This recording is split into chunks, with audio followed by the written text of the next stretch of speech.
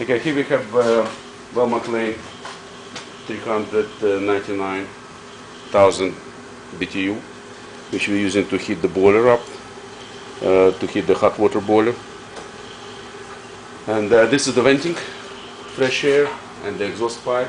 This supply and return piping, which is meant for bleeding of the air system. This is our new gas line, relief valve. This is our acid neutralizer. So the piping, we connect piping to the existing boiler.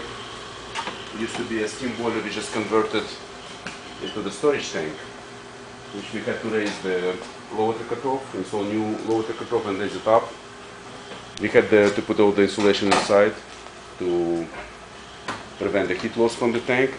We installed the new low feeder, and now we have existing boiler filled up all the way up with the water, with the existing hot water coil, which provides the hot water for the tenants in the building.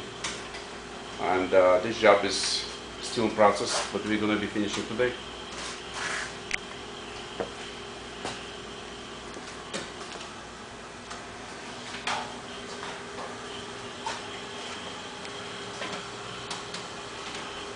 Ready?